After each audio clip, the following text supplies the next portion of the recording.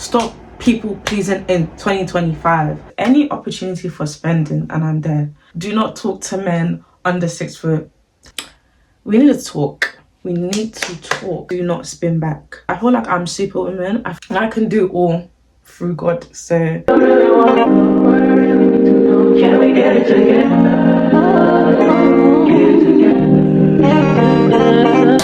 I've been all in my phone, I got options. And I don't wanna tell you to drop it, but I don't wanna play your fair, yeah. Hey guys, welcome to my YouTube channel. It's me, Vanessa JPEG, and this is my first video of 2025. We need to talk. We need to talk. I feel like I'm a bit nervous even though I've already spoken to you guys before, but today we're just gonna sit down and talk. You know, guys, we haven't spoken in a while, so I feel like this 2025 I need to know the vibe with you, with me, everything. So without wasting any time, let's get right into the video. So first thing I'm going to talk about is do's and don'ts of 2025. A couple of you have responded to my Instagram story and my Snapchat story where I asked you what are your do's and don'ts for 2025, and I decided to pick up the ones that I feel like aligns with my do's and don'ts for 2025 so we can actually discuss. Let's talk about it. Let's talk about it. Let us talk about it, baby. Something about a new year just hypes you up. Even though you don't know if this year is going to be the best for you or the worst for you, it just kind of hypes you up at the start. You have things to look forward to and things to plan for ahead. It just creates this like sense of purpose. I would say that's what a new year comes with. Even though some people be like, oh, I don't really care for new year resolutions, I don't really care for like new habits in the new year because I could always do that throughout the year. I do get that, but at the same time, there's just something about starting a new year, a whole new 365 days again. It just gives you this like motivation, like, you know, let me set a couple goals straight, let me do a couple things, and so that you can always look back at your year like, you know, I started my year this way and I'm ending it this way, instead of like I'm starting my year off terrible and I'm ending it terrible. Even if you still feel like you might end your year terrible, you can still look at the things that you feel like you wrote down that you were able to achieve, and if it's just one thing, two things out of 10 things that you wanted to, I feel like it's just that sense of purpose and that sense of I did that.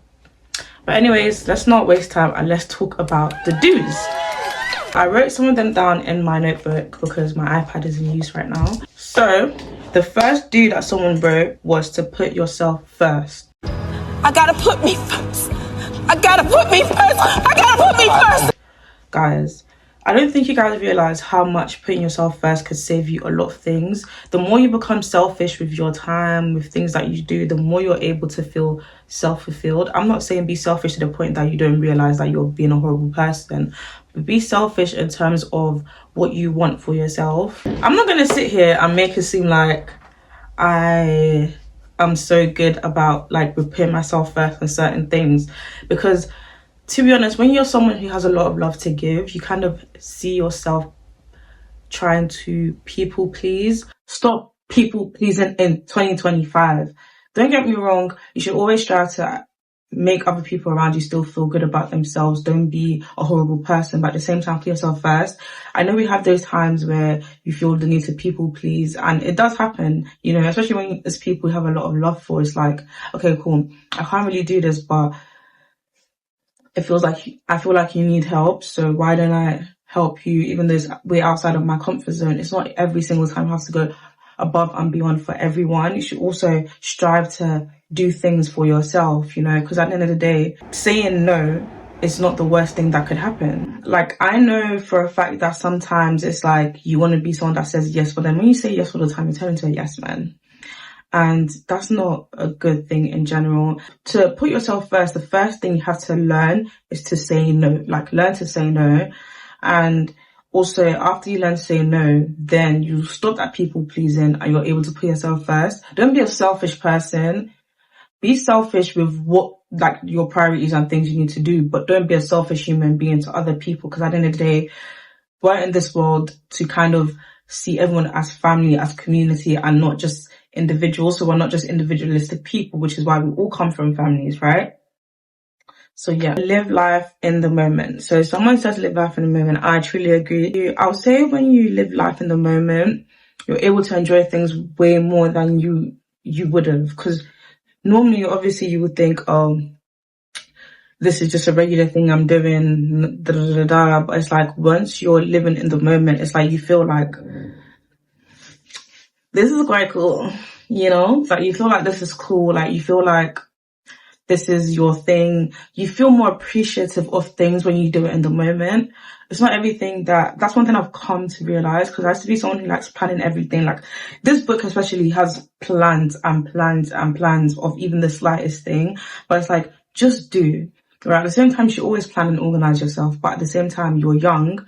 So you should also, there's certain things that you should just do. Just hope for the best, do your best, and you will find more fun and enjoyment and more satisfaction living in the moment. Another person said to build your relationship with God. So building a relationship with God is one thing I want to carry on doing. Obviously, I'm not going to sit here and make some kind of perfect Christian. Obviously, I'm not the most perfect Christian. However, I know I can keep building my relationship with God, and over time I'll become stronger in faith. So I'm not really going to say a lot in terms of that one, because I'm still learning myself.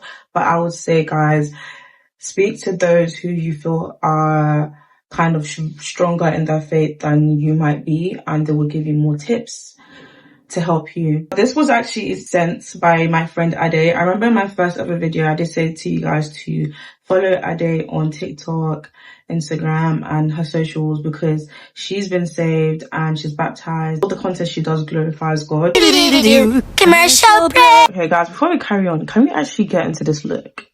Like, are you serious right now, bro? The next thing that someone said that I've also always done is to do things outside my comfort zone. So don't ever restrict yourself to things that you're comfortable doing, or restrict yourself to things you're used to doing.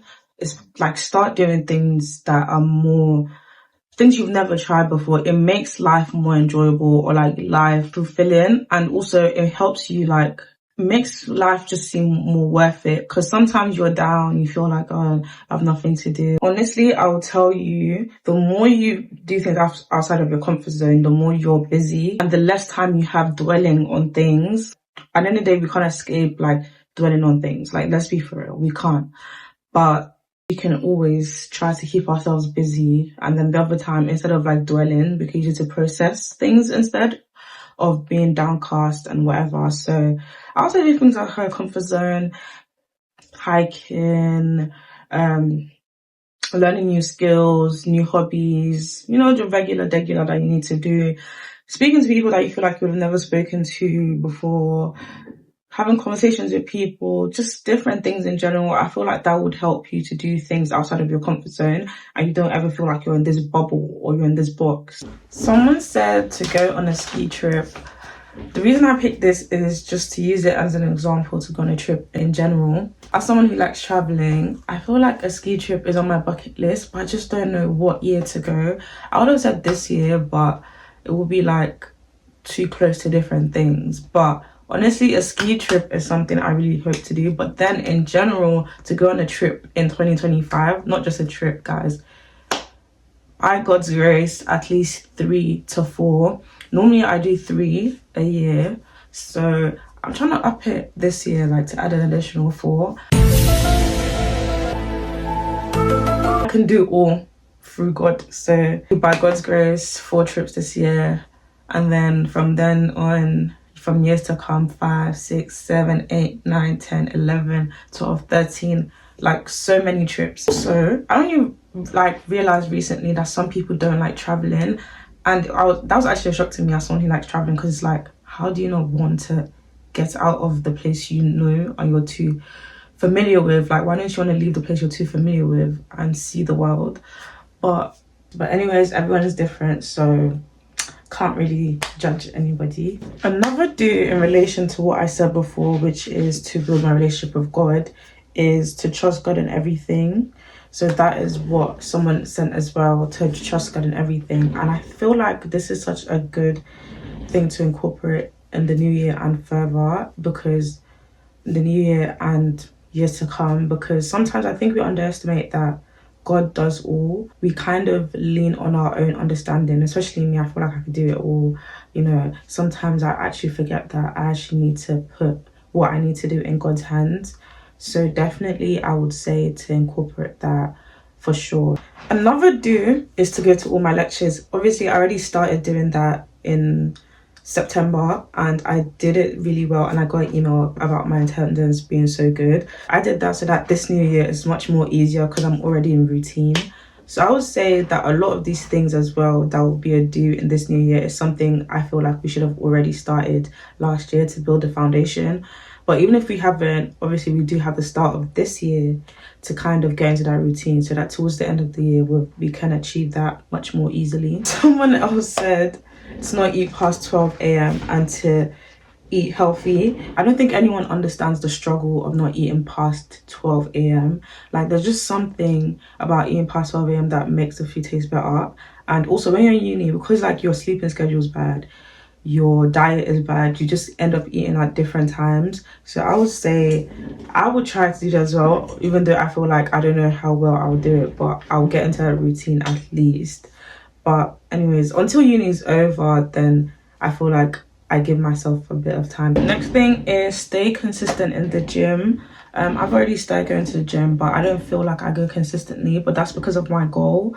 But obviously to kind of do like at least a number of times a month, but I would just obviously have to do it according to my schedule. But either way, I feel like I've gotten into the routine, because normally I would have made excuses for going to the gym. Oh, it's so cold outside, blah blah blah.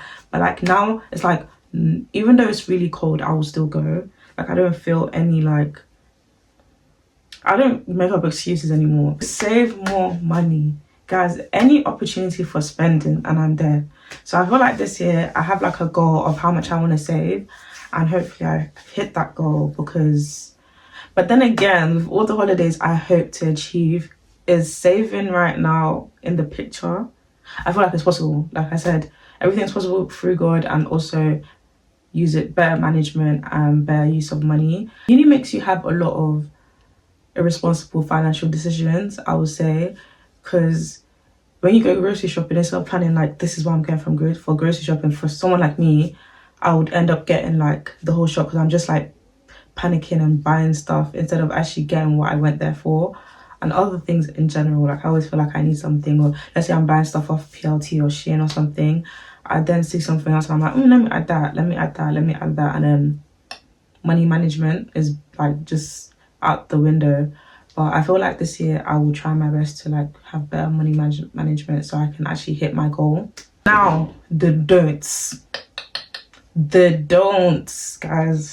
Let's get into it. One of the don'ts somebody said was, do not talk to men under 6 foot. I'm using this to tell you guys, do not speak to men in general, period. Don't do it. Do not do it.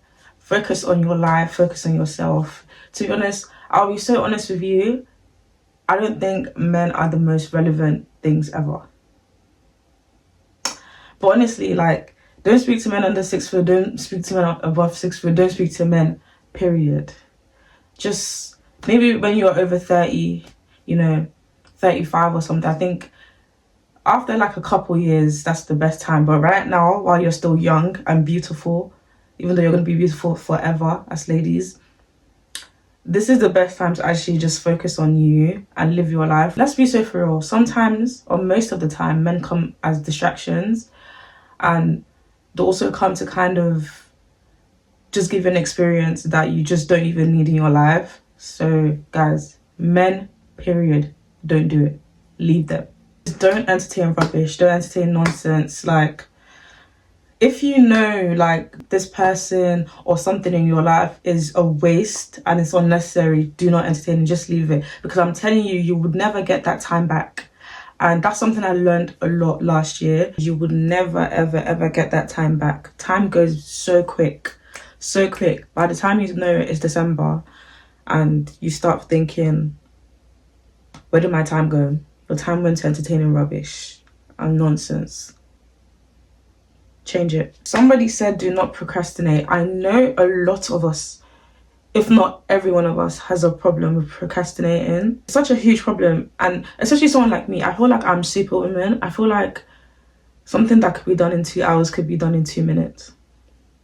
Like, I genuinely feel, do you know what it is? I make a plan way before, like I've planned it all out, I've done everything, I know exactly what I'm doing. And then for some reason, I'm like, I can literally do it in 10 minutes. I can do this in 10 minutes. And then 10 minutes comes and I'm like, I don't know if I thrive on stress or thrive off living in the moment. That's the issue with living in the moment. I feel like I should do it in the moment instead of doing it the moment I think of it. So definitely to less procrastination, but I wouldn't say like just get rid of it, because it takes time. It takes even years to kind of get in routine. So definitely that is a don't. I'll be doing less this year, so that's a big don't. I do not overshare. I know a lot of us have problems with oversharing. Even me, sometimes I feel like I overshare, even though a lot of people think I don't even share in general. But I feel like I do overshare, or there's certain times I will share some information with people and I'm like, I literally said I wasn't gonna tell anyone that. Like, but yeah, if you do struggle with oversharing, just think, in 5 minutes from now, would I be dying of secondhand embarrassment? Yes, you will. So just don't do it.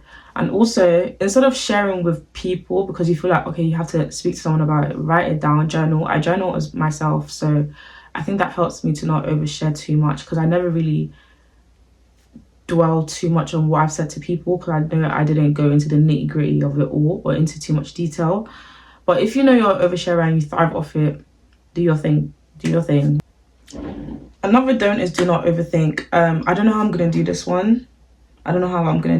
But God help me, because I think I even overthink more than, like, for some reason I feel like I overthink more than everyone. I'm always overthinking things. And I feel like when I overthink things, I'm basically manifesting without realizing. And that's not good, because every time I overthink something, I'm always right, or the thing happens, and then it's like, you can ask my friends, every time I say something or I've been thinking of something, it just happens. And I'm like, is it because when you overthink, does it manifest? So I don't know. So I'm really trying to cut that out. If you have tips for how to stop overthinking, please let me know. DM me, put it in the comments down below. Like, just, guys, help a sister out. Another don't is do not spin back. Do not spin back to old habits. Do not spin back to distractions, people that are not good for you, and many more. Sometimes when people think of spinning back, we think of, oh, spinning back to like an ex or spinning back to someone. But then this is also old habits or things that are not great for us, you know, spinning back to like addictions that are not good for us, spinning back to habits that are not good, routines that are not, you know, productive, and so on. Obviously, sometimes it's hard because you feel those rituals, like, let me just do one more time or do this one last time, but don't. I'm telling you, in the future, you will see though it's not worth it, or this person isn't worth it. Just don't do it. Like, when you want to do something, I've learned and I've realized is that do something that you feel like in 10 months from now, I wouldn't die of secondhand embarrassment, like I said earlier, and I'll be happy about doing it. Like, this is something I feel like I can actually say out loud. If you know you can't say it out loud, then just don't do it. Period. Someone said, this is the last don't, by the way. Someone said, and I quote, "Stop letting this TikTok yappers control your opinions. They're all fake and broke." I don't think a lot of light should be shed on this one. You already know. Stop listening to these TikTokers. Stop listening to social media, guys. The fact that people get offended by what is being said online, knowing fully well that these people that are even talking don't have it like that, is like crazy. And the thing is, even if they do have it like that, why are we so bothered with what somebody on the internet is saying? Like, internet is not real life. Even me sitting here today, this is not me on the regular, just sitting and talking. Do you get what I mean? So it's like, if it's not an everyday thing, why am I bothered if someone's saying it that much? At the same time, also, people are always spewing nonsense. Don't listen and just do what you want. To conclude that point, I'd just like to say in the UK, we have this habit of letting other people dictate our lives. That's why a lot of the time we feel like people don't do things differently. Guys, stop listening to other people. Unless it's great advice, leave it. Do whatever you want to do. I've been seeing all this discourse about raw hair, blah, blah, blah. Who cares? Just do your own thing, whatever makes you happy. And yeah, advice for the new year: stay strong, pray, believe in yourself, manifest, and hopefully all these goals, all these do's, don'ts, whatever it is that you have planned will go as you want it to go. Because like I said, like the Bible says, prayer without works is essentially dead. So make sure you're working hard, also focusing, and ticking off your goals as you go. Thank you guys for watching. Make sure you like, comment, subscribe, and share my video if you love it, and also put more of your do's, don'ts in the comments as well, and other advice that you have for other people. Guys, it's 2025. It's time for change. Change is always good. Don't resist the change. And yeah, God bless you all. Bye.